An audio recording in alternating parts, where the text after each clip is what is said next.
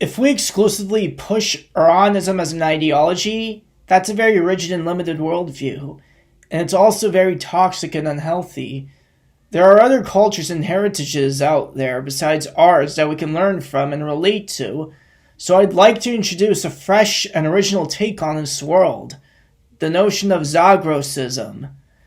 Some years ago, they found out that Southern European ethnicities only derive a small portion of their overall ancestry from indigenous Europeans, from the Western hunter-gatherers and ancient Northern Eurasian people.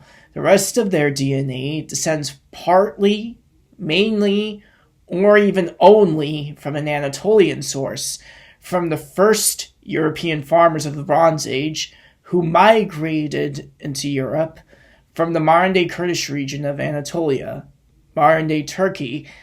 Hack et al.'s 2016 study and some other genetic studies have really brought this new fact to light.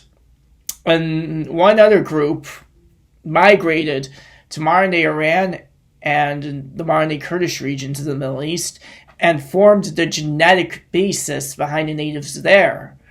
Then the Aryan migration of this region happened, which created the modern-day Iranian and Indic ethnicities.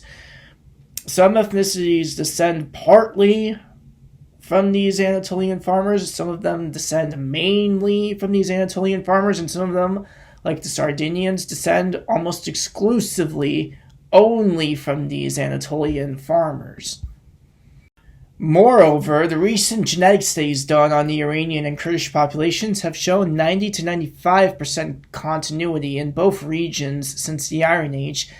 So the people that were living in southeastern Anatolia and the Iranian Plateau, Kurdish regions, and parts of Afghanistan and South Central Asia at the time in which these early European farmers emerged, they're pretty much the same people as the ones living there now, which are the Zazas, Armenians, Kurds, and Pseudo-Turks.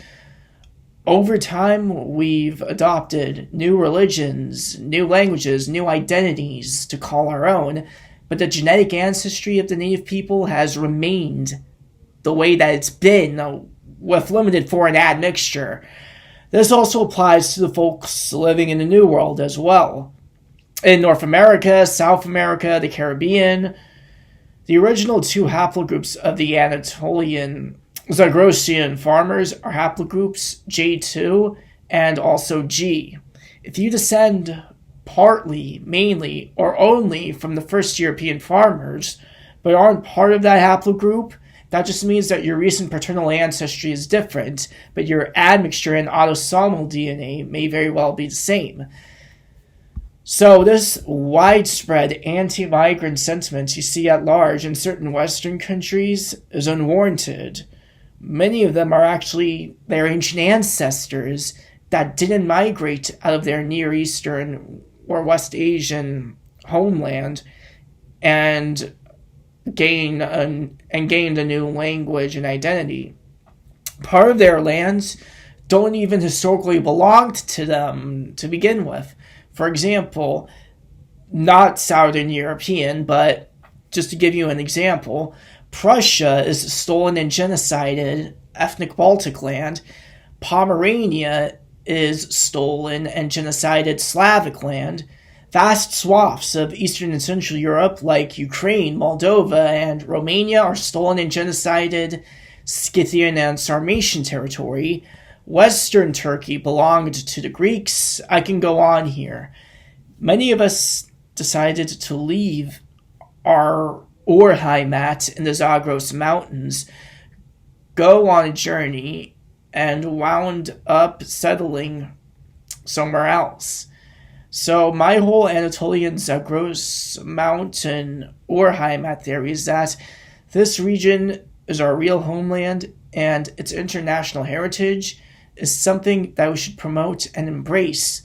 Whether you're Kurdish, Azeri, Sardinian, Albanian, Serbian, Bulgarian, Chilean, Argentinian, doesn't matter. An Anatolian is an Anatolian, regardless of where he lives.